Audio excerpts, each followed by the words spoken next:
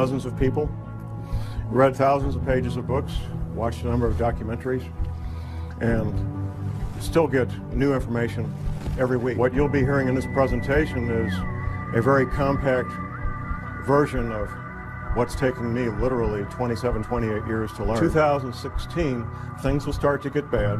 Abrupt climate change, the rising ocean. Now what NASA is calling the 10th planet is not the 10th planet we're concerned about. It's the 10th planet that's referred to. I interact with people involved with law enforcement, including the FBI. I was working on a project with a couple of FBI agents, and we're having lunch one day. And we'd gotten to know each other a little bit. And I thought, well, I'll ask this guy the question, what happened with John Kennedy when he was shot? Now, the man I was asking this was not just a run-of-the-mill FBI agent. He was a supervisory level FBI agent. Within a few years of retirement, he's now retired. And I kind of put him in a box because if he told everything he knew, he was jeopardizing his career and his pension. But if he said, John, the Warren report was exactly accurate, then I would know that he was a nutcase, because nobody believes the Warren report. So here was his answer. It was a very creative answer. This is from a supervisory level FBI agent regarding the Kennedy assassination. His answer was 2 words, creative forensics. Now, that let me know that he knew. What every person who's looked at it carefully knows is that the Kennedy assassination was not what we've been told it is. A couple of personal things when it comes to secrets and how military intelligence knows about things before they happen. First week of May, 1967. I'm 19 years old. I'm in a military intelligence school, and I got assigned for a Sunday morning, what they call a dining room orderly. My assignment was to be in the officers' mess where they serve breakfast on Sunday morning, stand at parade rest, and whatever the colonels and the majors wanted, if they wanted coffee, I go get it. If they wanted toast, I go get it. Stand there at parade rest, eyes straight ahead, and just wait on the officers. One colonel's talking to another colonel. Now, this is military intelligence school, and these are field grade officers in military intelligence. First week of May, 1967. One colonel says to the other colonel, you know, those Golan Heights are going to break loose any day now. First week of May, 1967. What happened 4 weeks later? The Six-Day War. Yeah, they knew. They knew. Fast forward just a few months, September 1967. Now, I see some folks in here old enough to remember the Tet Offensive of 1968 in Vietnam, end of January 1968, which took place only 2 months after General Westmoreland gave his famous light at the end of the tunnel speech to a joint session of Congress, December 1967, where General Westmoreland told the joint session of Congress that Viet Cong were defeated on the battlefield, can no longer mount a credible offensive. I get to Vietnam in 1967 in September. By the end of September, I knew about the Tet Offensive at the end of January 1968. 4 months before it happened, 5 months before it happened. I knew about it, and I was getting ready for it. Everybody else found out the last week of January 1968. You better betcha, the people in military intelligence, they know about things before they happen. I know about things before they happen, even now, because I've maintained my contacts inside military intelligence.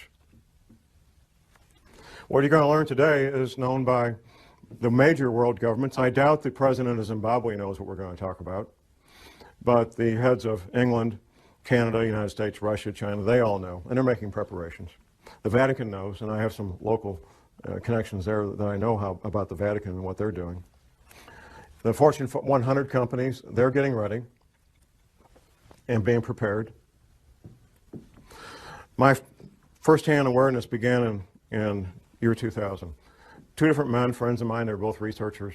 They approached me and they said, John, there's this thing that's going to happen. We're not sure about the date, but it's going to happen. When it does, there's going to be abrupt climate change. There's going to be 200-mile-an-hour winds. The growing threat of climate change could define the contours of this century more dramatically than any other. But I knew these men well enough that I trusted what they told me, and I went to a confidential source and I said, check this out. I need to find out if this is true.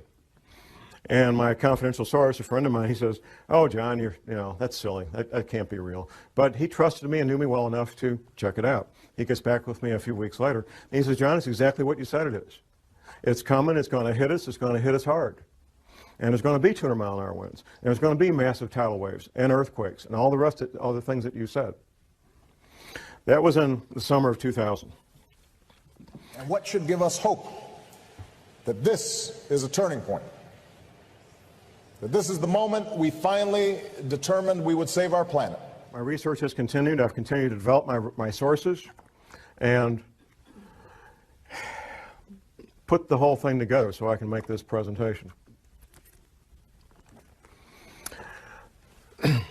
I've got copies in the lobby that I'll make available for anybody that wants it. It's the Department of Defense study done by a private think tank about abrupt climate change. Now, the Department of Defense spent many thousands of dollars to have this private think tank put this paper together. And I've got a quote from this, and what I've got out here that you can get is the open source unclassified version. The classified version I haven't been able to get my hands on. But here's the first paragraph of that paper by Peter Schwartz and Doug Randall.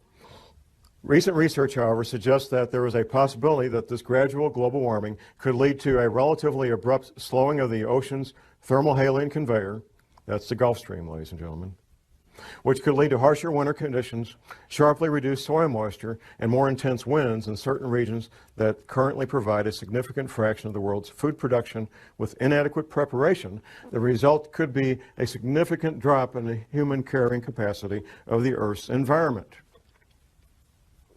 That means people are going to die. That's what that means. Has anybody seen the film The Day After Tomorrow? Anybody? Okay, a few. There's some science in there and some science fiction. If you haven't seen it, I would urge you to get a copy from the library, borrow a copy, whatever it takes. The opening scene is something, it's a dramatic interpretation of what really did happen, which was Larsen Ice Shelf B breaking away from the Antarctic continent. That really did happen. Very dramatic event. Now, some of the science in there is what will be happening in the future with abrupt climate change. The science fiction in that film is what's going to cause it.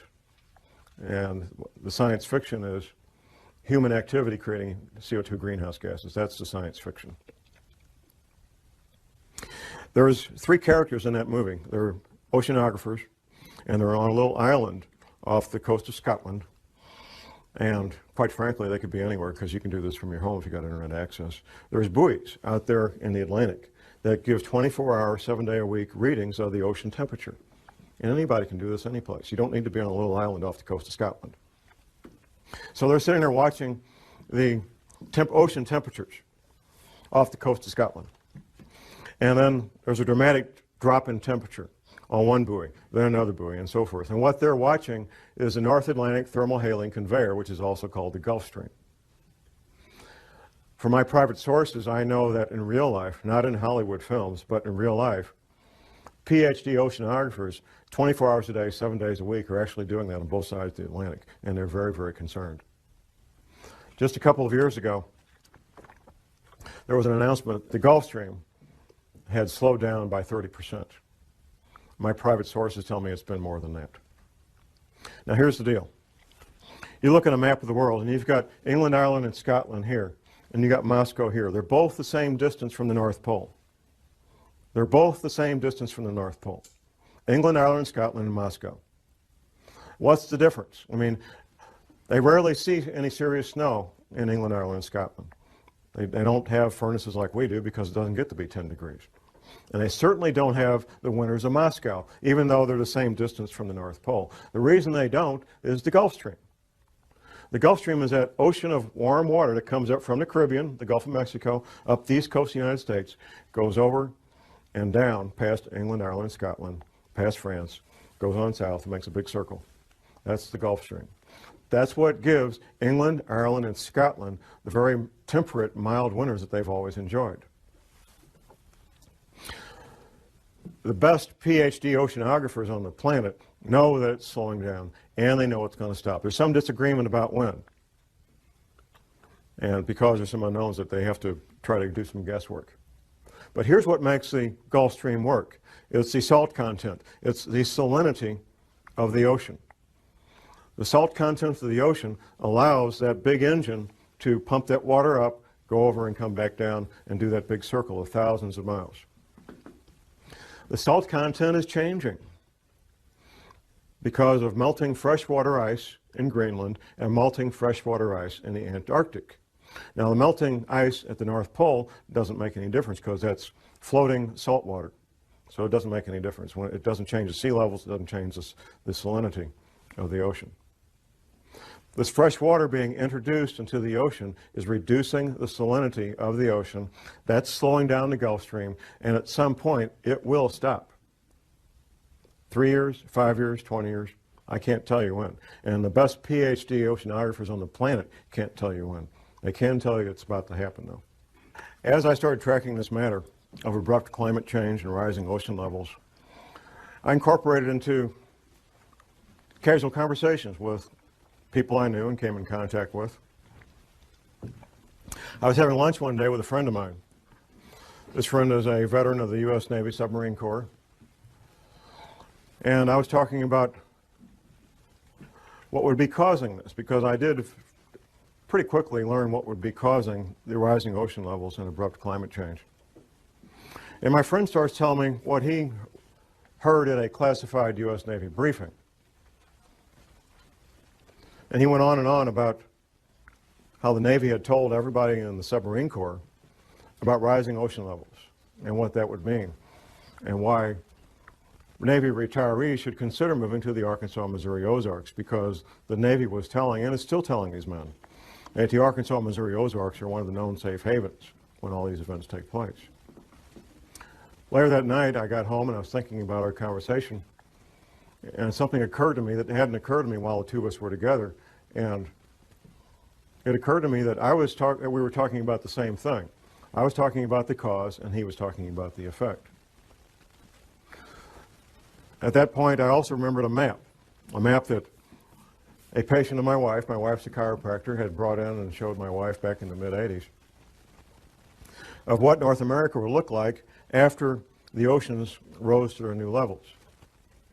Now, at the time, I thought, this lady needs a tinfoil hat real bad. That's the only thing I could think of. It was a beautiful full-color map done by a psychic. But I always remember the map. I have a very good memory about things that I choose to remember. And I thought about this map, and I called my friend on the phone, and I said, I got this map. I want to send it a copy of it. I got a little copy I found on the internet, 4 by 4 inches. So I sent it to him by email. And my friend looks at it, and he says, well, from the Rocky Mountains east, it's very accurate compared to what the Navy showed us, with one exception. Wisconsin's gone on the Navy's map. Wisconsin is still there on Scallion's map, Gordon Michael Scallion, well-known psychic. And from the Rocky Mountains west, it's not even close to what the Navy says, not even a little bit close.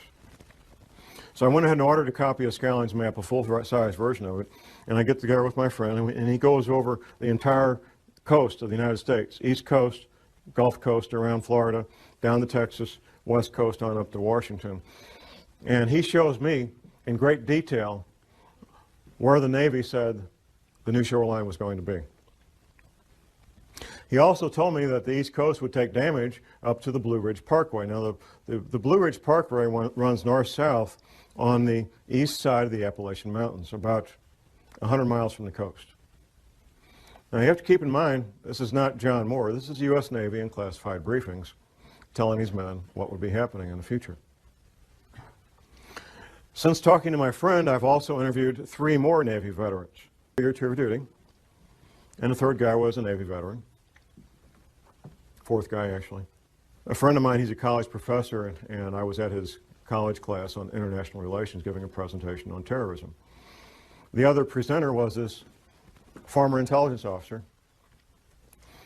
So we finish our presentation to college students on terrorism, and we go to a pizza place in Rolla, and there's 4 of us. Myself, I'm sitting here, the retired intelligence officer, his wife sitting next to me, and the intelligence officer himself sitting across from me, and my friend and college professor is right over here.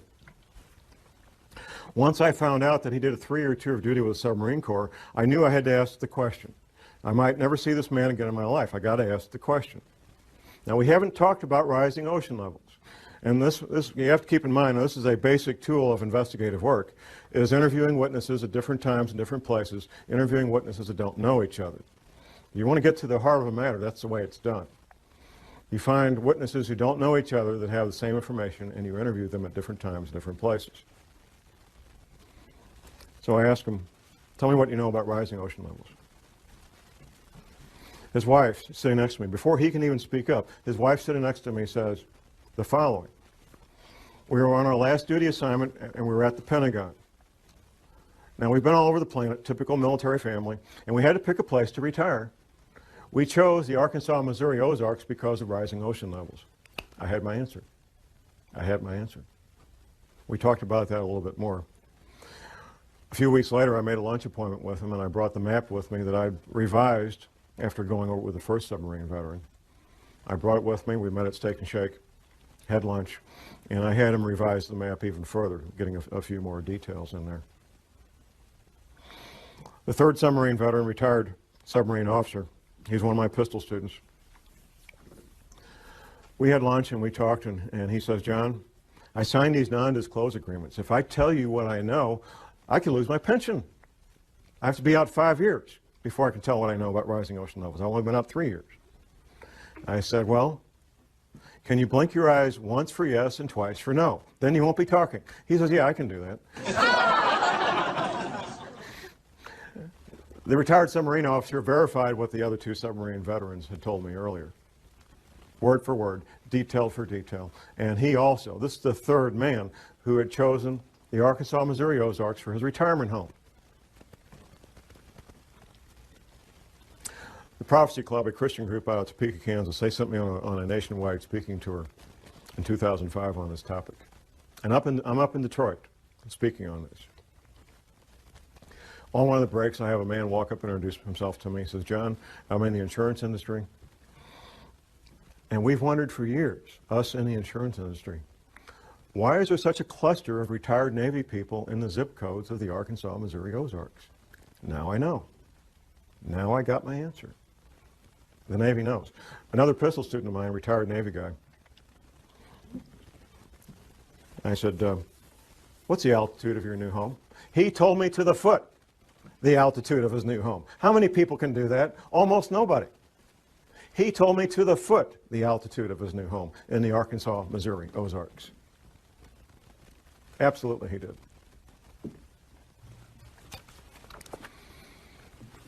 How many planets are there in our solar system? 9? Okay. NASA. Never a straight answer. NASA. July 29th, 2005, announced the finding of the 10th planet, named Xena. Do a Google search. They did. Don't take my word for it. NASA announced the finding of the 10th planet, named Xena, 29th of July, 2005. Parade magazine and the Sunday newspaper. It was the front cover of the January 15th, 2006 edition. A friend of mine, I started telling him about these matters in 2004. After the NASA press announcement in July of 2005, he calls me up and he says, John, you're not crazy. There really is a 10th planet. NASA said so. I said, thank you very much.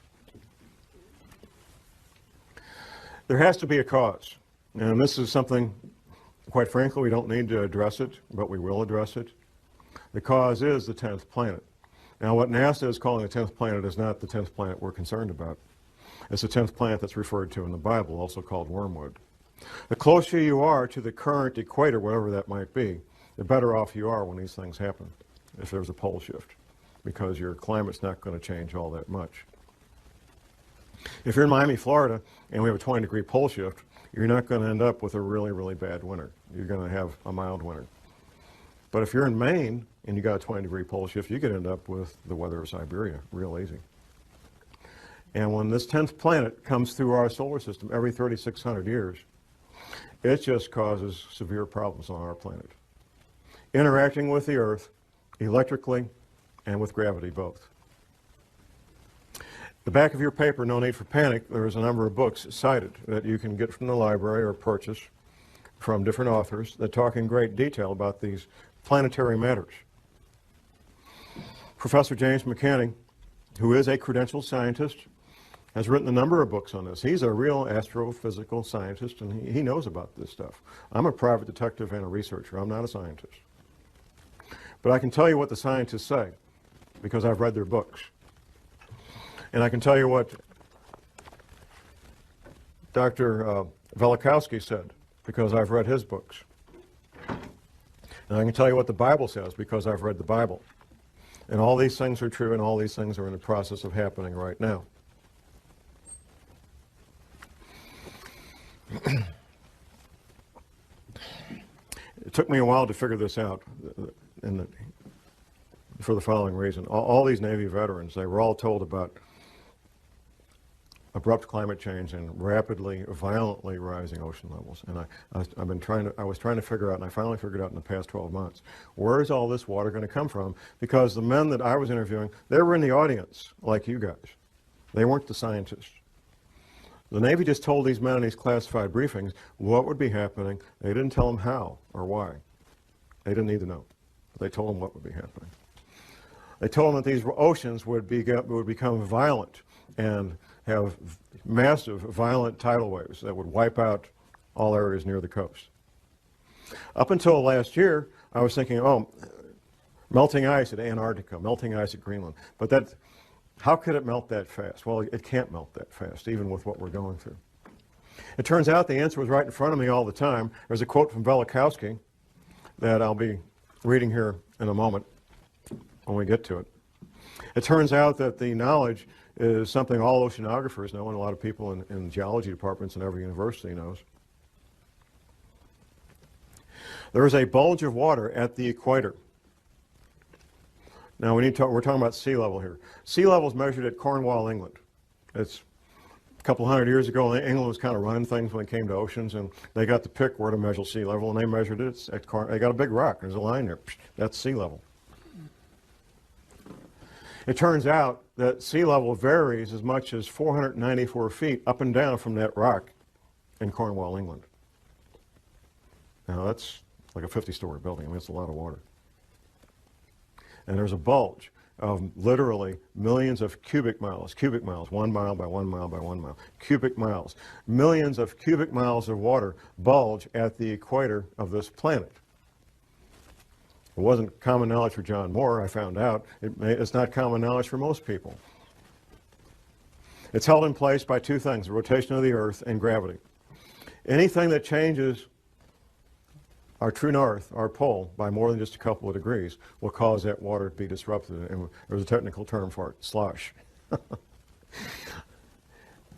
And there's records locked up in bones and stone of this having happened in the past. Velikovsky talked about it extensively in his books. Talk a little bit about this water damage. You have a map in your handout.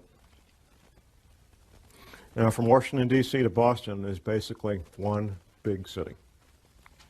Since World War II, that's what it's become. One big city.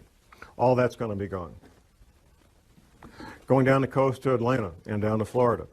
Gulf Coast, Alabama, Louisiana, Mississippi are pretty much going to be gone. In fact, the new mouth of the Mississippi will be at the current Arkansas-Louisiana state line, a couple hundred miles up from where it is right now. Going down around the coast of Texas, Texas will take damage about 100 miles inland. California will take damage 25 to 100 miles inland, depending on a couple of things, the level of the altitude above sea level and seismic activity. On up the west coast to Oregon and Seattle, all coastal areas being damaged 50 to 100 miles inland. And once again, seismic activity is going to play a big role in what happens. Locally in the Midwest, we have something called the New Madrid seismic zone. Once the Mississippi River becomes 50 to 100 miles wide, the U.S. Navy, not John Moore, the U.S. Navy says it will trigger at least 3 9-point-plus earthquakes on the New Madrid seismic zone. Southern Illinois will basically be one large swamp. In fact, southern Illinois is already pretty swampy. If you fly over the Mississippi River right now, you can see where the river used to be. You can see where its banks were at one time. a much, much larger river than it is now. I mentioned Wisconsin will be gone. The Great Lakes will become one vast inland sea joining up with Hudson Bay up in Canada. That's what the Navy says. And it's kind of ironic and kind of caught my attention when all of these Navy veterans, these submarine veterans, they all look at this map and they say, John, Wisconsin's gone. It's finished. There's not going to be any more Wisconsin. Florida's gone. Louisiana, Alabama, Mississippi, finished, gone. EPA, our friends. Now, a lot of people make fun of the EPA and hate the EPA, but like most government agencies, most of the people that work there are good men and women with good intentions, including a lot of scientists. The EPA had a library, past tense, until 2007. The library contained the largest collection of cross-referenced, important term, cross-referenced articles and manuscripts on man-made compounds and biological agents in the English language. In 2007, it was closed. The EPA library was closed, and it was a number of different locations around the country, closed to even EPA scientists could not access it. Anybody see Al Gore's film, An Inconvenient Truth? Okay, once again, I encourage people to watch this movie. There's some science in there, there's some science fiction. The science is about what will happen in the future, abrupt climate change and rising ocean levels. The science fiction is what's causing it. It's not man-made greenhouse gases, like he says.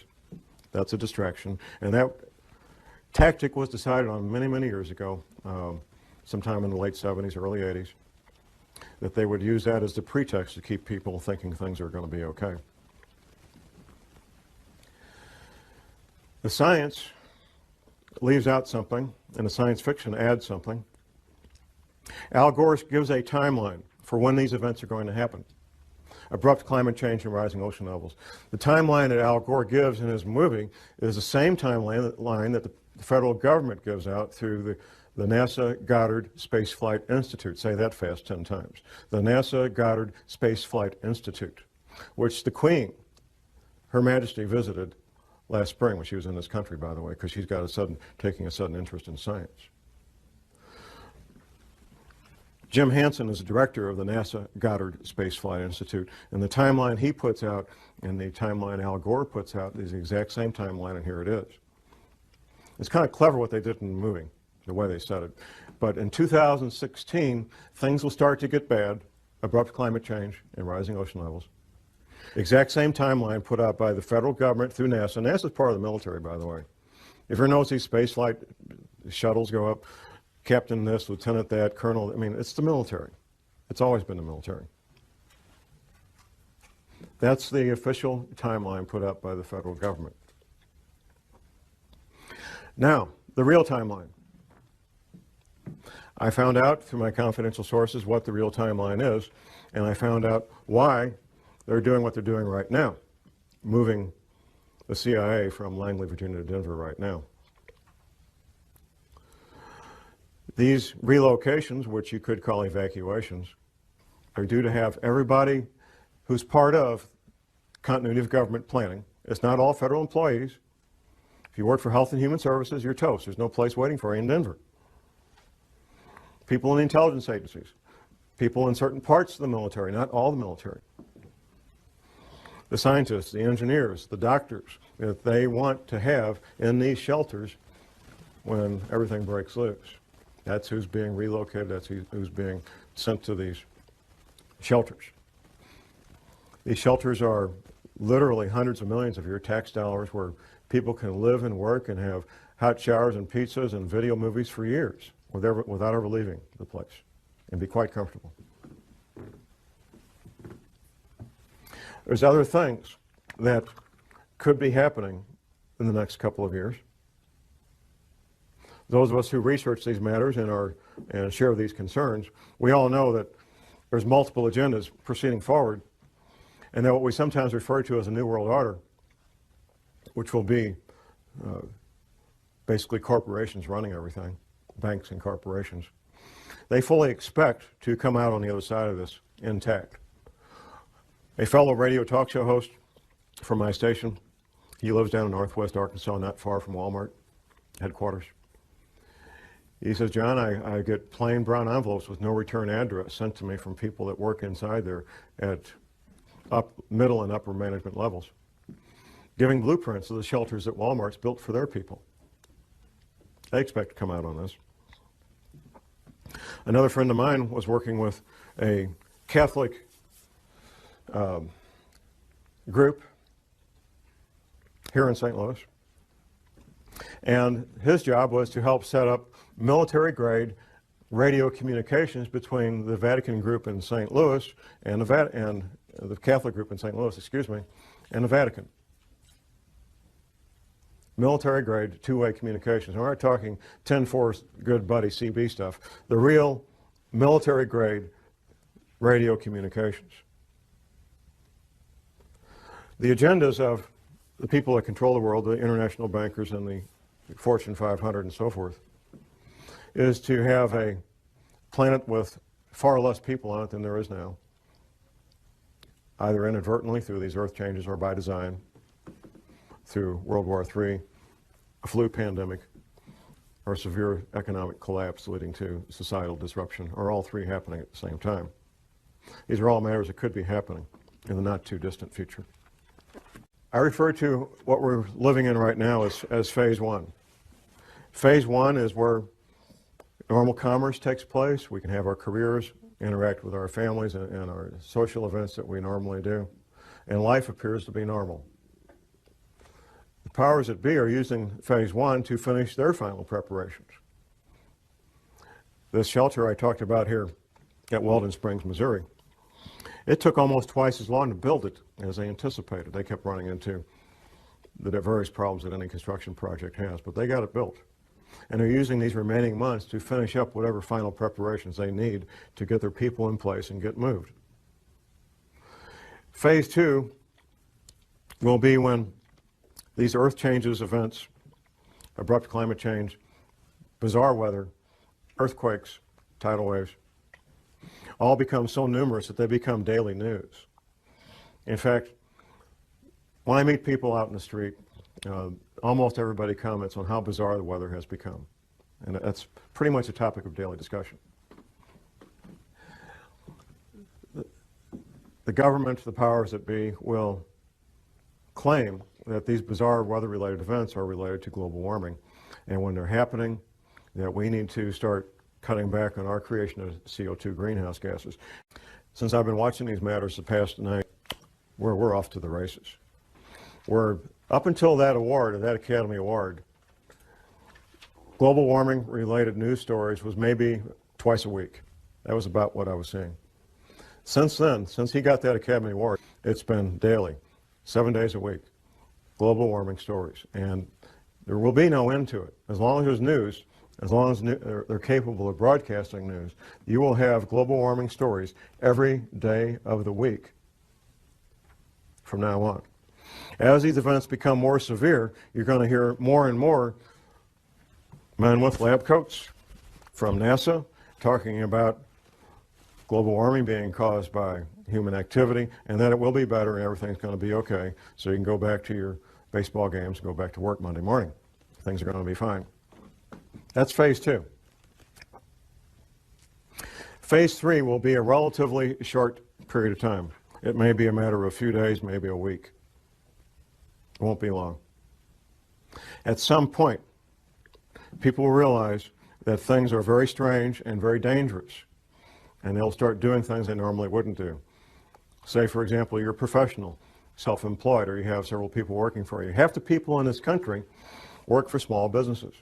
Many of the owners of those businesses are financially well off that they could lock the door and never go back. They love what they do, and that's why they go to work every day. I've heard a number of people tell me, they say, John, the government doesn't want to create panic. That's why they're concealing this. No, the government's not concerned about panic. What the government's concerned about is business owners making very rational, very logical decisions that I'm locking the door and I'm out of here. No panic whatsoever. That's what they're fearful of, because that would shut down the economy if enough of them did it. They want to keep these people in the dark as long as possible. Most men, and it's mostly men because of the nature of the work they do, some women, who know about what we're talking about today, just simply go about their lives and keep quiet about it. They're not public speakers. They take care of their family, they take care of themselves, and the rest of you are on your own. What I bring to the table is public knowledge of what's a very well-kept secret. Phase 4 will be the end of the world as we know it. Once these oceans come up, the infrastructure that supports normal human activity will be wiped out. Take, for example, shipping, ocean-going ships. The bulky, heavy products of the world, whether it's grain or petroleum products or coal or lumber, is all moved by ship. Ships that go in and out of seaports. When the seaports are underwater, all that stops. It's finished. It's over. That's just one small example of what we're looking at in the future. The housing where 100 million people live will be damaged and or destroyed. The potable water that these people rely on will no longer be potable. The food that they rely on to eat will no longer be available. It will not be a pretty picture. Martial law will be instituted probably before that, which brings to mind these other scenarios I mentioned. Economic collapse leading to social disruption, for example. If things get bad, and there's what appears to be a need for martial law related to rioting in the streets over economic collapse, people don't have jobs, can't buy food, people will probably go along with martial law under those conditions because it would appear to be the right thing to do. It would look like a way to get things back to normal. So people will go along with martial law under those conditions. If, however, martial law is instituted because these oceans are coming, nobody's going to pay attention to that. They're going to get out of Dodge. They're going to get out of Dodge. They're going to be gone. And martial law or no martial law, they're going to be gone. If martial law is instituted and there's a lockdown before that, then they'll have a better chance of maintaining martial law. I've lived under martial law for a year in Vietnam. What are you looking at? You're looking at curfews. The curfew could be from 10 o'clock at night to 6 a.m. The curfew could be 24 hours a day. Restrictions of sales of firearms, ammunition, and alcohol. Rationing of fuel, rationing of food, potable water rationing, possibly rationing of electricity. We've seen that in Iraq a lot, depending on what's going on. Martial law is not a fun thing to be part of or live under, even if you're part of the occupying force, because it changes your life. The Navy says, as far as ocean levels, the Navy says these oceans will come up over a period of about 30 days. Once these events get in motion, these water levels, these oceans, these tsunamis, tidal waves will take place over a period of about 1 month.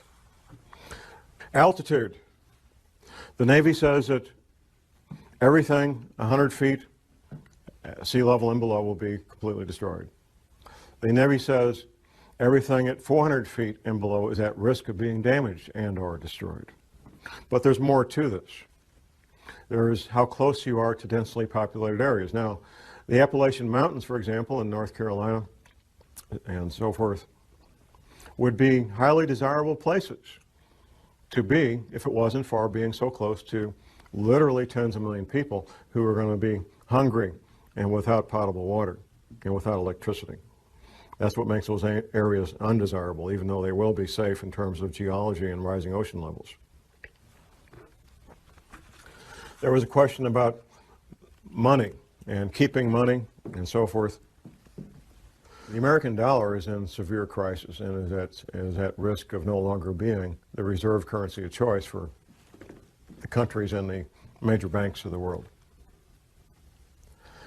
Dollars, if you call dollars money, you would be well advised to maybe be looking at something else for money to store up value for future use, possibly gold coins, possibly silver coins, to store up a lot of value in a compact area, compact space.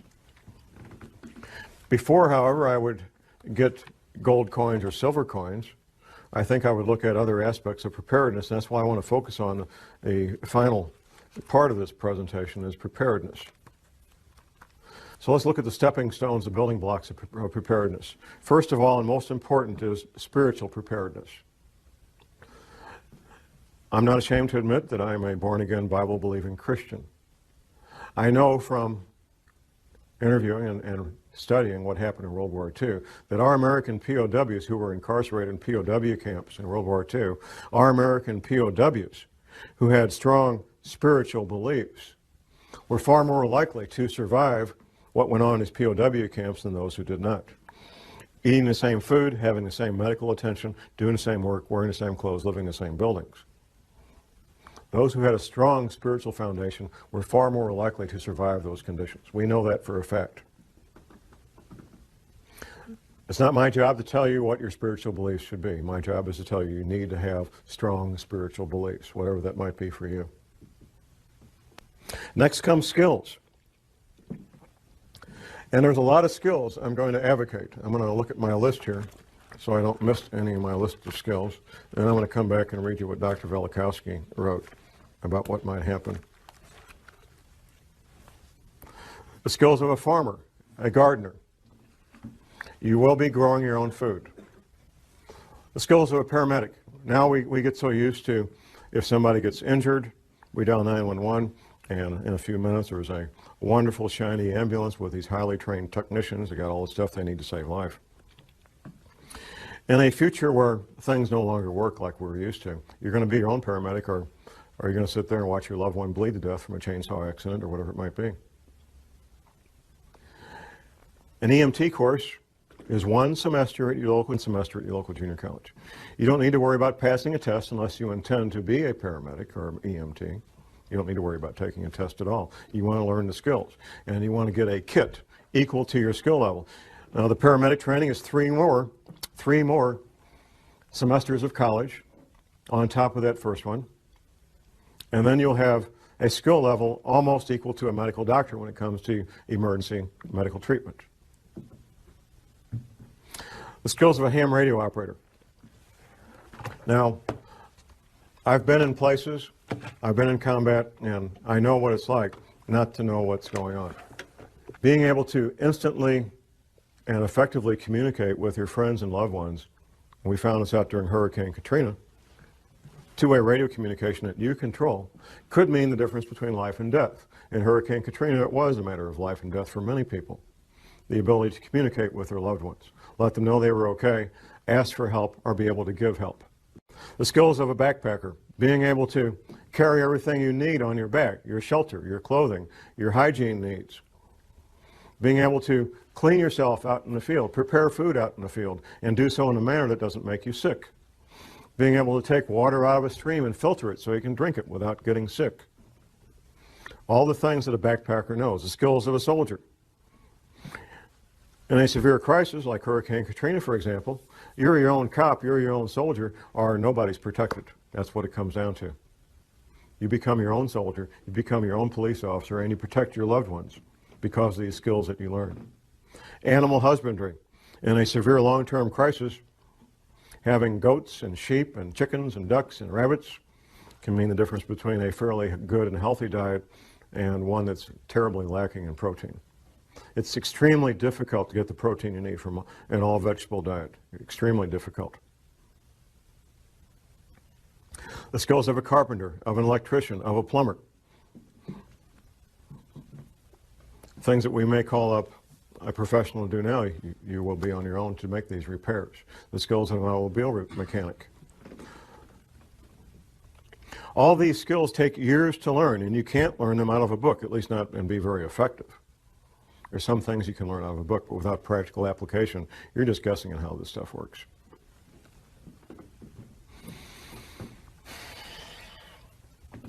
Where do you live? I've had a number of questions during our breaks about where safe areas are. The Arkansas, Missouri, and Ozarks are one of the known safe havens. That's basically the bottom third of Missouri, not counting the Boot Heel, and the top third of Arkansas, not counting northeast Arkansas. That flat area where they grow rice. That's not considered part of the Ozarks. It has altitude. It's well above sea level, averaging 800 to 1,000 feet above sea level. Some places a little lower, some places a little higher. A moderate winter, at least for the time being.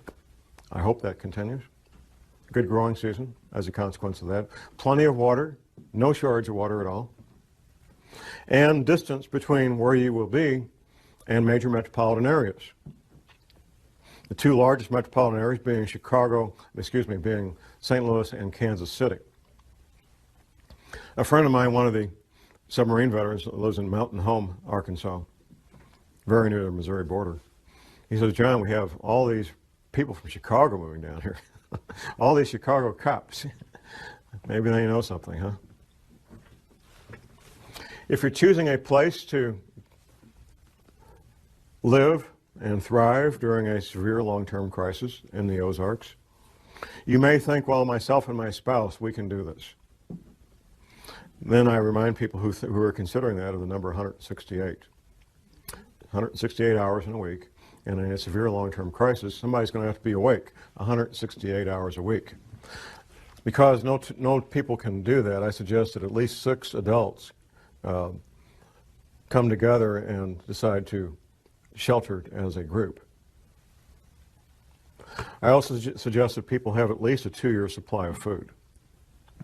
Professor McCanney, in one of his books, his 60-page pamphlet about surviving Planet X, he mentions the possible future need, to establish a new calendar. It goes something like this. If there would be a pole shift, it would change the seasons, it would change the calendar. In fact, within recorded history, the calendar has changed from 360 days to 365 days. This has happened in the past. If it changes more than 3 or 4 weeks, though, here's what could happen. You could plant your seeds at the wrong time. If you plant your seeds at the wrong time and you can't go to the grocery store to get food, this could be a life-threatening situation.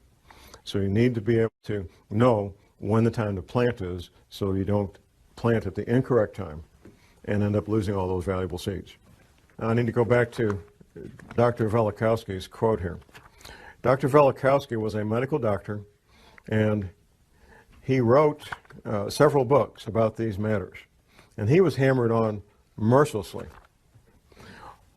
One of the things Dr. Velikovsky did was reconcile calendars, like when you reconcile your checkbook. And it's the nature of professionals in all professions not to talk to people who don't do what they do. And nobody had ever done this previously. And it's not easy to do, reconcile calendars from these ancient cultures. Dr. Velikovsky made an observation. There is a passage in the Bible. The Israelis are having this battle, and they need a few extra hours to win this battle. And guess what? They got a few extra. Their day was a few hours longer. You know the quote, Jim. The incident, right. Now, typically when we study the Bible, if there's something we can't understand, we just say, well, God's just trying to make a point. He had the power to do this. It really didn't happen. Well, it turns out we now know scientifically how that could happen, and the only way it could happen. For the Israelis to get 3 or 4 hours more daylight, the only way that can happen is for the planet to roll over in space, giving those extra 4 hours. Here's what Velikovsky said. Well, if the sun didn't set over the Sinai desert when it was supposed to, on that date, and he had the date because the Israelis had calendars and they wrote it down, that's a pretty important deal. I mean, you know, if you're Moses and something important happens, you tell the scribes, hey, write this down. This is important. So they had written records and they had a calendar. Velikovsky said if that happened over the Sinai desert, then the sun must not have come up in China the next morning when it was supposed to come up. And the Chinese had scribes, the Chinese had calendars, and guess what? The sun didn't come up the next morning when it was supposed to. Verifying scientifically the Bible and verifying scientifically what really happened. The Israelis did get that extra 4 hours of daylight, and the Chinese didn't have the sun. Of course, the sun couldn't come up because the planet had rolled over in space. And that's why the Israelis, and God can make that happen. And he did make it happen. Now, Dr. Velikovsky wrote a number of books. Now, what I'm going to quote here word for word is a quotation from one of those books. It's titled Earth in Upheaval by Emanuel Velikovsky. Now, what he's doing here is giving this is 1 page of one book. 1 page of one book. He's giving a very compact, highly condensed observation of what happens in a pole shift. Observations based on what he found going around the planet and finding the evidence. It's titled A Working Hypothesis. Let us assume as a working hypothesis that under the impact of a force or the influence of an agent, and the Earth does not travel in an empty universe, the axis of the Earth shifted or tilted. At that moment, an earthquake would make the globe shudder. Air and water would continue to move through inertia. Hurricanes would sweep the Earth, and seas would rush over continents, carrying gravel and sand and marine animals, casting them on the land. Heat would be developed. Rocks would melt, volcanoes would erupt, lava would flow from fissures in the ruptured ground and covered vast areas. Mountains would spring up from the plains and would travel and climb on the shoulders of other mountains, causing faults and rifts. Lakes would be tilted and emptied. Rivers would change their beds. Large land areas with all their inhabitants would slip under the sea. Forests would burn. Hurricanes and wild seas would wrest them from the ground on which they grew and pile them, branch and root, in huge heaps. The seas would turn into deserts, their waters rolling away. And if a change in the velocity of the Earth's rotation, slowing it down, should accompany the shifting of the axis, the water confined to the equatorial oceans by centrifugal force would retreat to the poles, and high tides and hurricanes would rush from pole to pole, carrying reindeer and seals to the tropics and desert lions into the Arctic. Moving from the equator up and down the mountain ridges of the Himalayas and down the African jungles, and crumbled rocks torn from splintering mountains would be scattered over large distances. And herds of animals would be washed from the plains of Siberia. The shifting of the axis would also change the climate of every place, leaving corals in Newfoundland and elephants in Alaska, fig trees in northern Greenland, and luxuriant forests in Antarctica.